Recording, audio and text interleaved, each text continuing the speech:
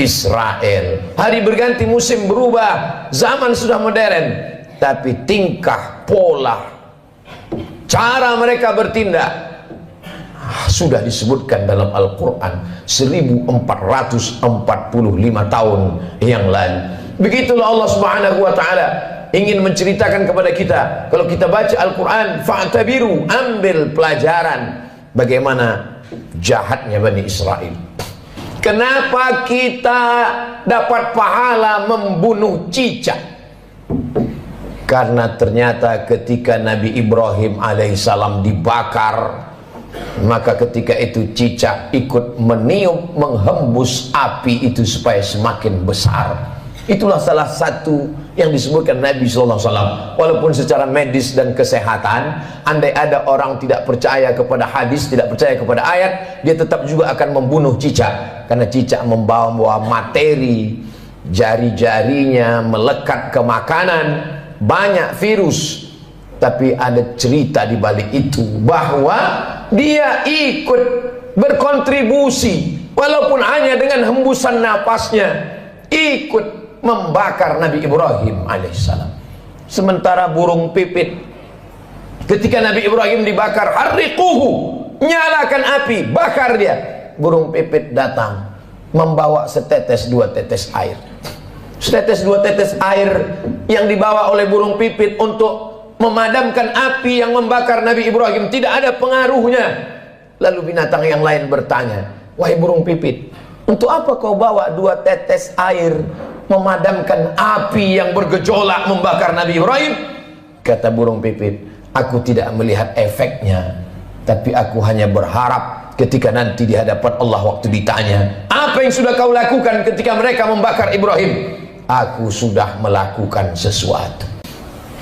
Ketika Nabi Musa alaihissalam membawa Bani Israel menyeberang Laut Merah, bagaimana penderitaan yang dialami oleh Nabi Musa alaihissalam?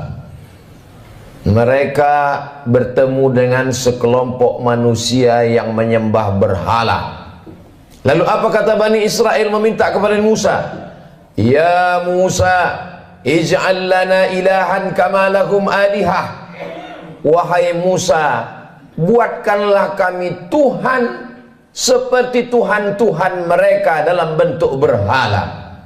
Begitulah kurang ajarnya Bani Israel kepada Nabi utusan Allah Subhanahu wa ta'ala.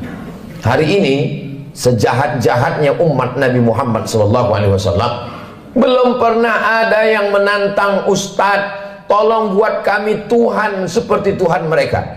Andai tidak percaya kepada Ustadz, paling mereka hanya akan diam saja. Tapi kisah ini diabadikan dalam Al-Quran. Surat yang pertama Al-Fatihah, surat yang kedua Al-Baqarah. Surat Al-Baqarah bercerita tentang perjalanan Nabi Musa alaihissalam bersama dengan Bani Israel. Perjalanan mereka lanjutkan. Lalu apa kata mereka kepada Nabi Musa alaihissalam?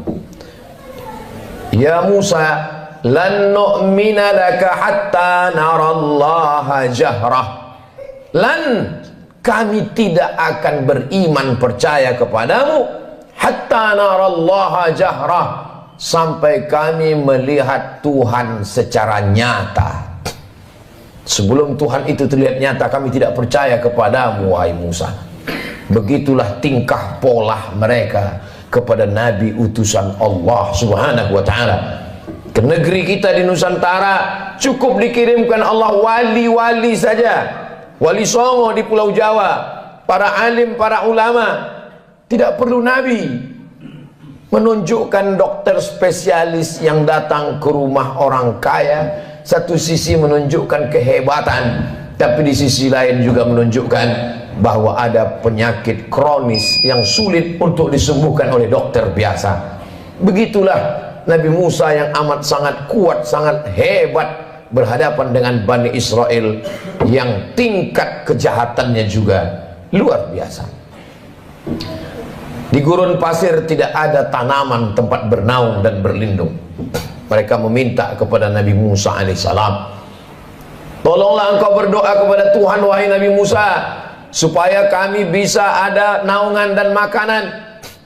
Wa dhallalna 'alaihimul ghamama, kami turunkan awan untuk menaungi mereka.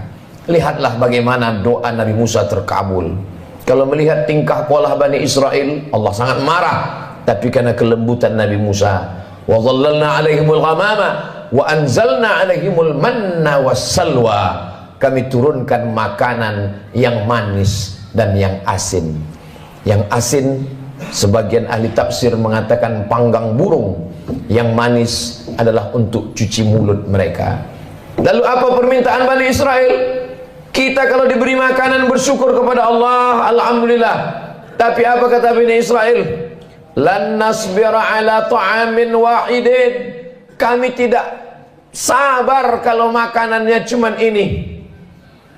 Kami minta supaya Tuhanmu menurunkan kepada kami wa fumiha wa adasiha wa basaliha, kami ingin bawang merah, bawang putih, kacang asal. Betapa kurang ajarnya Bani Israel kepada Nabi Musa alaihissalam. Dikabulkan Allah doa, tidak kepanasan, dikirimkan makanan surga, meminta makanan-makanan. Sampai Allah mengatakan, atastabdiluna alladhi huwa adna billadhi huwa khair, apakah kalian meminta makanan yang lebih rendah kualitasnya, yang busuk dan berbau, padahal kamu sudah diberikan makanan yang terenak dan terlezat.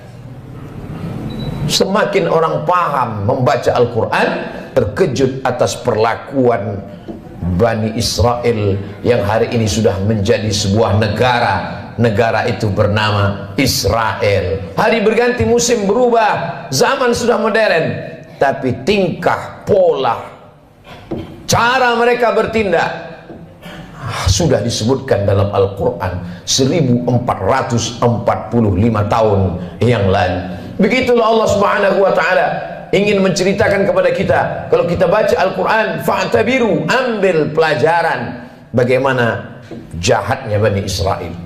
Bani Israel, ketika Allah Subhanahu wa ta'ala memerintahkan kepada mereka untuk berperang bersama Nabi Musa alaihissalam, apa kata mereka Bani Israel? Idhab anta wa rabbuka faqatila inna hahuna qa'idun. Wahai Musa, pergilah engkau berperang bersama Tuhanmu, inna hahuna qa'idun, kami di sini duduk-duduk saja. Kalau kau mau perang, pergilah perang. Pergilah engkau berperang bersama Tuhanmu, kami tak akan mau bersama engkau, wahai Musa alaihissalam. Berbeda dengan umat Nabi Muhammad sallallahu alaihi wasallam. Kalau diajak untuk berperang, mereka rela, karena prinsip hidup mereka adalah ish kariman, kalau hidupnya hidup mulia, au mut syahidan, kalau matinya adalah mati syahid. Begitu juga ketika bala tentara pasukan Firaun mengejar mereka dari belakang, mundur ke belakang, mati dibunuh Firaun. Maju ke depan, tenggelam di Laut Merah. Ketika itu apa yang mereka katakan kepada Nabi Musa? Ya Musa, inna lamudrakun, kita akan tertangkap Musa, kita akan ditangkap oleh pasukan, ya ditangkap oleh pasukan Fir'aun beserta bala tentaranya, wahai Musa. Ketika itu Nabi Musa menjawab, kalla, sekali-kali tidak, inna ma'iya rabbi sayahdin, aku akan selalu bersama dengan Allah Subhanahu wa ta'ala. Coba bandingkan jawaban Nabi Musa dengan jawaban Nabi Muhammad sallallahu alaihi wasallam ketika berada di dalam Jabal Sur saat akan hijrah ke kota Al-Madinah Al-Munawwarah dari kota Makkah Al-Mukarramah. Apa kata Nabi Muhammad SAW kepada sahabatnya Sayyidina Abu Bakar Siddiq? Abu Bakar ketakutan. Seandainya orang kafir musyrik itu menoleh ke bawah, la absarana, mereka akan melihat kita, mereka akan menangkap kita, wahai Muhammad. Kata Abu Bakar Siddiq berdua di dalam gua di Jabal Sur. Apa kata Nabi Muhammad menenangkan Abu Bakar? La tahzan, jangan kau sedih, jangan kau takut, jangan kau cemas. Innallaha ma'ana, Allah bersama dengan kita. Nabi mengatakan kepada Abu Bakar, Allah bersama kita. Tapi Nabi Musa tidak berkata demikian. Allah bersamaku, tidak bersama kalian. Sahabat Nabi Muhammad ketakutan, Nabi Muhammad menenangkan orang ketakutan. Sahabat Nabi Musa menakut-nakuti. Maka Nabi Musa berkata, Allah bersamaku, tidak bersama dengan kalian. Segala yang diceritakan Allah dalam Al-Quran, yang selama ini orang hanya membaca tulisan di atas kertas, hari ini mata melihat, menyaksikan. Untuk peduli kepada Palestina tidak perlu menjadi seorang Muslim, tidak perlu menjadi orang Islam, cukup menjadi manusia saja. Hari ini Allah ingin menyingkapkan tabir betapa Allah menunjukkan kebatilan, tapi sampai masanya nanti pertolongan Allah Subhanahu wa Ta'ala akan datang. Kenapa kita dapat pahala membunuh cicak? Karena ternyata ketika Nabi Ibrahim alaihissalam dibakar, maka ketika itu cicak ikut meniup, menghembus api itu supaya semakin besar. Itulah salah satu yang disebutkan Nabi SAW. Walaupun secara medis dan kesehatan, andai ada orang tidak percaya kepada hadis, tidak percaya kepada ayat, dia tetap juga akan membunuh cicak. Karena cicak membawa materi, jari-jarinya melekat ke makanan, banyak virus. Tapi ada cerita di balik itu, bahwa dia ikut berkontribusi walaupun hanya dengan hembusan napasnya, ikut membakar Nabi Ibrahim alaihissalam. Sementara burung pipit, ketika Nabi Ibrahim dibakar, harriquhu, nyalakan api, bakar dia. Burung pipit datang membawa setetes dua tetes air. Setetes dua tetes air yang dibawa oleh burung pipit untuk memadamkan api yang membakar Nabi Ibrahim tidak ada pengaruhnya. Lalu binatang yang lain bertanya, wahai burung pipit, untuk apa kau bawa dua tetes air memadamkan api yang bergejolak membakar Nabi Ibrahim? Kata burung pipit, aku tidak melihat efeknya, tapi aku hanya berharap ketika nanti di hadapan Allah waktu ditanya, apa yang sudah kau lakukan ketika mereka membakar Ibrahim? Aku sudah melakukan sesuatu. Jangan pernah menganggap sepele perbuatan kita hari ini. Kita tak bisa datang ke Palestina memakai baju perang, tapi kalau kita berkumpul bersama, mengumpulkan dana, duit itu akan dikirim melalui lembaga yang terpercaya, di antaranya dompet duafa, untuk membeli susu bayi, untuk membeli selimut, untuk membuat sumur bor supaya mereka bisa makan dan minum. Maka bantuan itu sama seperti tetesan burung pipit yang memadamkan api Nabi Ibrahim alaihissalam. Jangan pernah tertawa melihat kebatilan. Kalau belum pernah bisa membela Palestina dengan nyawa, dengan harta, jangan pernah mentertawakan. Karena dulu 1945 ketika kita Presiden Insinyur Soekarno, Bung Hatta memproklamirkan kemerdekaan Indonesia, di antara umat di dunia ini yang mendukung kemerdekaan kita adalah Imam Amin Al-Husaini, seorang mufti. Jabatan tertinggi di Palestina dalam bidang agama dipegang oleh mufti. Mufti Amin Al-Husaini adalah orang pertama yang mengakui kemerdekaan Republik Indonesia. Amerika menolak kemerdekaan kita karena bersekutu, bersekongkol dengan Belanda. Tapi Palestina, mereka adalah orang yang memberikan support, doanya, pengakuan. Karena syarat merdeka punya wilayah teritorial, ada pemerintahannya. Jangan lupa, ada syarat untuk menjadi negara merdeka, diakui oleh negara lain. Negara pertama yang mengakui kita adalah Mesir. Mufti pertama yang mengakui kita adalah Mufti Palestina. Ketika itu mereka negara yang merdeka, Palestina sebagai sebuah negara. Saat kita merdeka 1945, Palestina negara merdeka dan mengakui kita sebagai negara. Barulah tahun 1946 orang Israel datang berduyun-duyun dari seluruh negara, merampas, mencabik-cabik, mencaplok wilayah Palestina. Dan sekarang jumlah mereka di sana 5 juta orang berkumpul. Yang awalnya mereka hanyalah pengungsi, mereka tidak punya daratan, mereka tidak punya negara, tapi memang mereka penjajah yang pada akhirnya dunia mereka kuasai. Satu-satunya negara yang tak dapat mereka kuasai adalah Palestina. Dari sejak kita kecil, mata kita menatap televisi tak berwarna. Yasir Arafat memperjuangkan hari berganti musim berubah. Hari ini para pejuang, kalau kita tidak bisa menolong dengan tetesan darah dan nyawa, tidak bisa dengan harta, maka dengan doa, panjatkan doa dalam qunut nazilah, mintakan dalam tahajud supaya Allah memberikan pertolongan. Karena kita akan diminta tanggung jawab di hadapan Allah Subhanahu wa taala. Man lam yatam bi amril muslimin, siapa yang tak peduli kepada kondisi saudaranya, falaisa minhum, maka tidak diakui imannya kepada Allah Subhanahu wa taala. La yu'minu ahadukum, tidak sempurna iman kamu, hatta yuhibba li akhi, sampai engkau sayang kepada saudaramu, ma yuhibbu li nafsih, seperti kau sayang pada dirimu sendiri. Kalau ada orang Palestina yang kehilangan anak, istri, hidup sebatang kara, bagaimana kalau itu yang kita alami?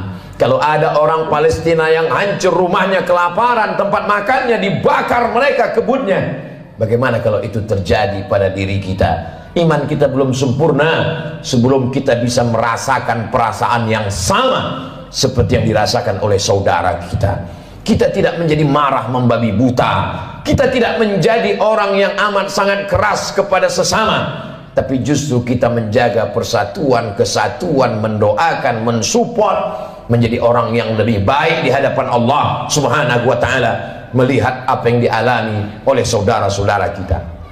Mereka menangis bukan karena takut kepada Israel. Seorang ibu dikabarkan anaknya meninggal dunia. Lalu beberapa tentara mujahid fisabilillah menyampaikan, anak ibu meninggal dunia, gugur sebagai syahid karena dibunuh tentara Israel. Air matanya menetes, wajahnya haru. Lalu kemudian orang ramai datang memberikan takziah, menyabarkannya. Sabar ibu, anak ibu sudah syahid, jangan menangis. Lalu tak lama dia menjawab, aku menangis bukan karena sedih anakku mati, aku menangis, mengapa yang mati syahid cuma satu? Kenapa dulu aku tidak punya anak banyak dan semuanya mati syahid? Cita-cita anak Palestina yang tertinggi, diadakan survei lembaga internasional, mereka berikan kertas, pertanyaannya, apa cita-citamu wahai anak Palestina? Cita-cita mereka adalah ingin mati syahid. Sejak 1946 Israel datang sampai hari ini 2023. Kenapa mereka tidak pergi ke Amerika, ke Eropa, ke Australia untuk mendapatkan suaka politik? Tak bisakah mereka menempuh jalur darat? Bisa. Kenapa mereka tidak pergi? Mereka ingin mati sebagai syahid dan tidak ingin meninggalkan bumi yang diberkahi, yang disebutkan dalam Al-Quran, subhanalladzi asra bi'abdihi laylan minal masjidil haram ilal masjidil aqsa. Kalau hari ini kita merasa kasihan, sesungguhnya yang lebih layak dikasihani adalah diri kita yang tidak pernah mementingkan agama Allah, yang tidak pernah bercita-cita ingin menjadi syahid. Wa tilkal ayyamu nudawiluha bainan nas, demikianlah hari itu kami tukarkan, kami pergantikan silih berganti. Untuk apa Allah buat ada tahun lalu dan tahun ini? Untuk apa Allah buat ada Jumat yang lalu dan Jumat ini? Liya'lamallahu alladhina amanu, Allah mau melihat siapa yang imannya istiqamah. Wa yattakhidha minkum syuhada, Allah ingin melihat siapa yang mati syahid. 17 Agustus bukan hanya sekedar mensyukuri nikmat kemerdekaan, tapi juga mengenang mereka yang mati syahid. Tanah yang kita injak adalah tetesan darah para syuhada. Tempat kita berjalan adalah kain kafan mereka yang mati syahid.